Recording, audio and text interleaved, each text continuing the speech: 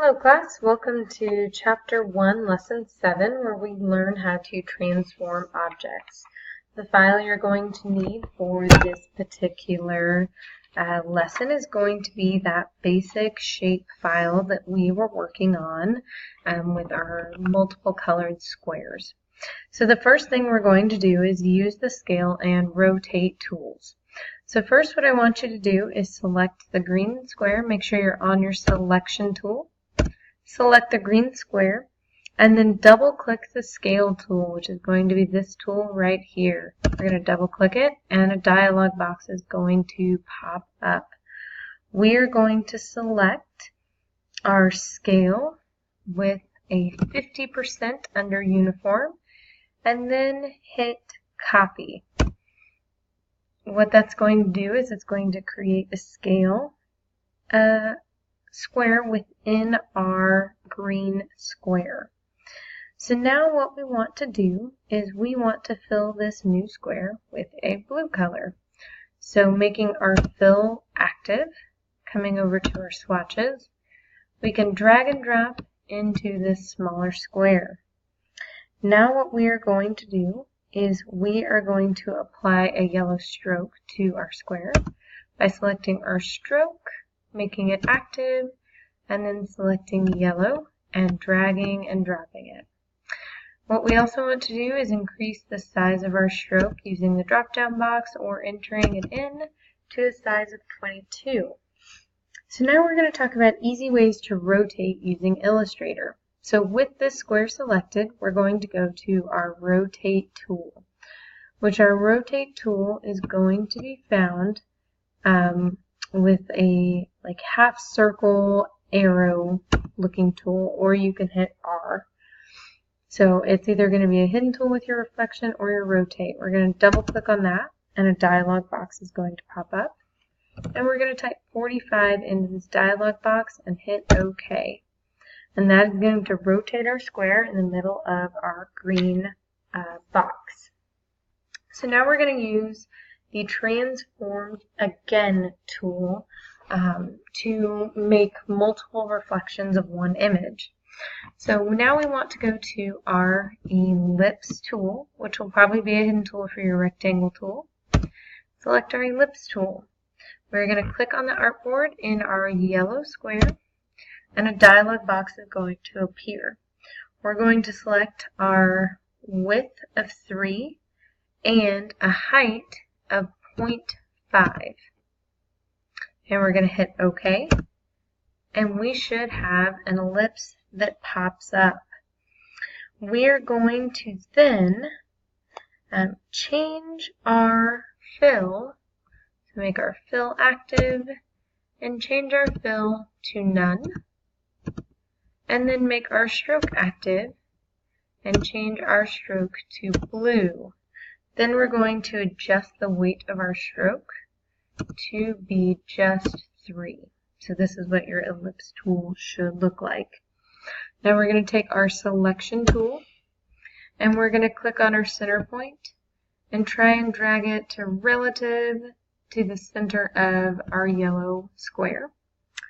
And then what we're going to do is double click on our rotate function again and leave it at 45, but this time instead of hitting OK, we're going to select a copy. So it's going to place a copy over our original ellipse tool. Now we're going to use our Transform Again command, which is going to be under our object, and then transform right at the top and transform again.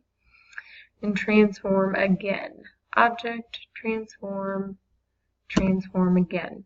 And you'll notice it puts an additional ellipse over it. So object, one more time, transform, and transform again. So we get a neat image. So then what we're going to do is we're going to go to our select tool, hold down shift, and select all of our ellipses so that we can group them together. So while we're holding shift, we're clicking on our ellipses, and then we're going to object and group. So now when we select or deselect them, all of them are going to be selected at once. So now we're going to move on to our red square, where we're going to create a star and a triangle and use our reflection tool. So let's click on our red square, and then we're going to come over to where our ellipse tool is, hold down, and select our star tool. Then we're going to click on our artboard somewhere in the red square, and we're going to select a radius 1. Radius 1 is going to be 1 inch, so that's from the center of our star out to the inner point, and then our second radius is going to be from the center of our star out to our outer points. And then for our point, we're going to select a point of 5 because we want the star to have 5 points. So 1, 5, and 5, and we're going to hit OK. We're going to get a pretty big star. So what we want to do is we want to double click on our scale function again and get our dialog box to open up for our scale function. We're going to go ahead and scale it to an amount of 25% and then hit OK. So that's going to make our star a lot smaller. So what we want to do is make our fill color active. We're going to change it to white. And then we're going to make our stroke color active, and we are going to change it to blue. Then we are going to change our stroke weight to a weight of 5. And we're going to get a little bit thicker outline of our star. So now what we want to do is we're going to go to our selection tool and move the star to try and get it in the middle of our red square. Now we're going to use our reflection tool to be able to get it where the top point is at the top of the picture. So our reflection tool is the hidden tool of our rotate tool. And we're going to select reflect. And then we are going to select our reflect option and double click it. We're going to ask it to reflect horizontally and then hit OK. And you'll notice now our star is rotated in the upward position. So what we're going to do now is our last step is we're going to use our Polygon tool. So go to where your star tool is now and select your Polygon tool. Click anywhere on your blue area of your board, and we're going to select a radius of 1.5, and then under type or sides, we're going to tell it how many sides do we want it to have. We want it to have 3 sides so that we can make a triangle. We're going to hit OK, and we should get a triangle that appears in our blue box. We're going to change the fill of our triangle, so making our fill tool active. Come into swatches. We're going to make the fill of that triangle red. And then we're going to make the stroke color active, and we're going to change that stroke color to yellow.